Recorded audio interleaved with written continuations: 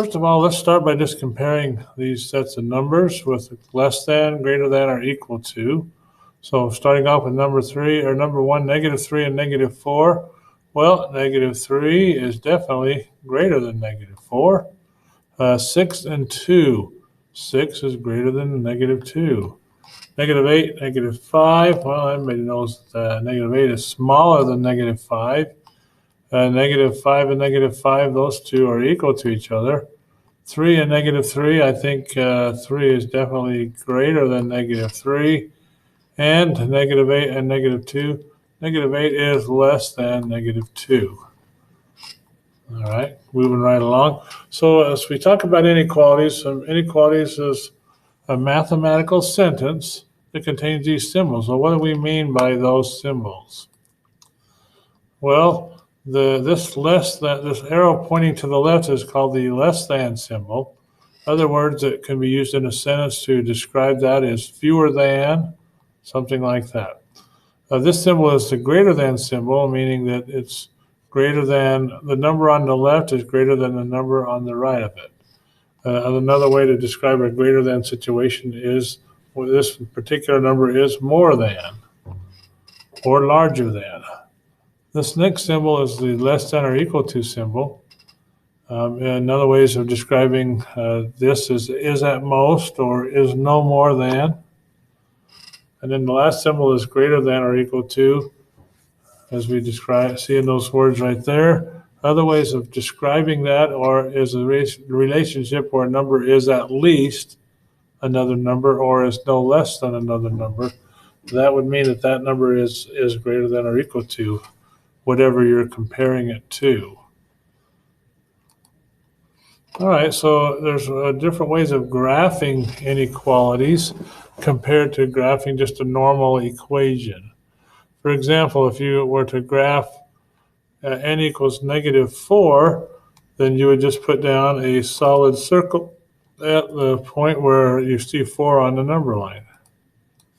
If you were to graph n is less than or equal to 4, an inequality, then you would put that same dot at where 4 is, but you would also have an arrow pointing to the left to indicate that all the numbers to the left of 4 are also part of the solution. So as we see in our description up here, when you have an open circle, it's used when a number is not a solution. A closed circle indicates that it is a solution, and an arrow pointing in to the left or to the right will also talk about where the other solutions are, such as to the left of a number, it means it's all the numbers less than, and to the right of a particular number, that's all of the numbers to that are greater than that particular number. So let's graph a couple more. N is less than or equal to -2. So we'll go to -2, make a nice solid dot because it's less than or equal to, and an arrow pointing to the left, just like that. All right, not bad. Let's try a couple more.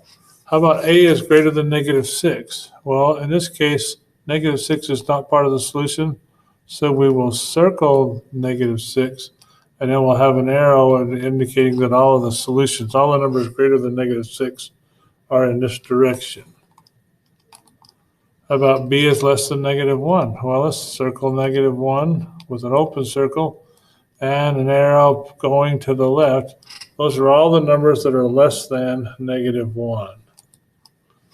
All right, now in your assignment and what we're going to practice right now, we're going to look at some inequalities that have already been graphed, and we're going to go ahead and write down the inequality as a sentence for that. So we have -6 colored in and an arrow pointing to the right. So we've got the number -6, and so x is going to be, we'll grab our little symbol here, x is greater than or equal to -6 on this particular one. Let's keep moving along. How about this one? We've got the open circle at -1 with an arrow pointing to the left. So in that case, we are going to have x is less than the number -1. All right, keep going. In this case, we have an open circle at 3, So that means that we're going to have a symbol of the greater than symbol. So the question is what comes next. So we're going to have X. And I often use X for this because it kind of reminds me of the x-axis, especially when we start graphing. So X is greater than 3. All right, keep moving along. How about this one? Well, we've got a solid dot at 4. So in this case, we're going to have X and 4.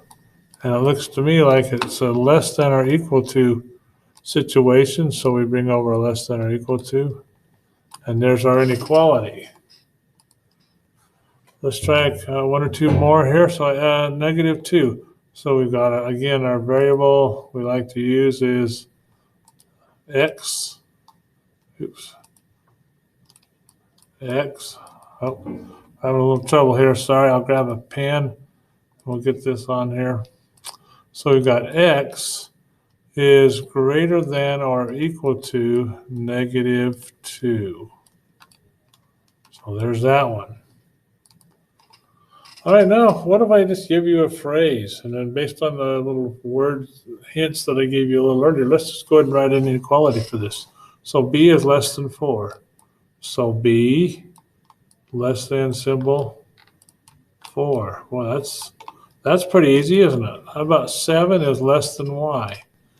Well, 7, that didn't look good. So let's try that again. 7 is less than Y. That's how that would look if you were to write it out. How about A is less than or equal to 18? We have A is less than or equal to 18. Keep moving along. How about G is greater than X? Some of these seem to be written a little bit backwards from what we're expecting. So, or excuse me, not G, but 9.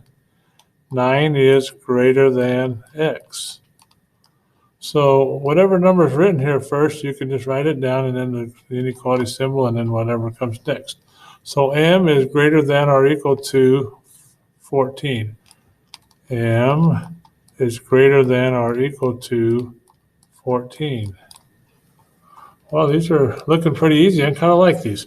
All right, here's a couple where we're going to translate the sentence into an inequality. So the product of X and 4, so that means multiply, 4 times X is less than 19, or -19. So that's what it would look like if you translated that sentence into this inequality. Let's do a couple more of those. Translate this sentence into an inequality. The number W increased by 3, W increased by 3 is less than or equal to 22. All right, so there's that one. That's not too bad. How about this one? 7 subtracted from C is greater than or equal to -28. So in this case, 7 is being subtracted from C. We got to watch the wording close. Is greater than or equal to -28. Greater than or equal to -28. All right. Well, that's the kind of problems we're going to see on today's assignment. So look on Alex and look for inequalities number 1. Thank you very much.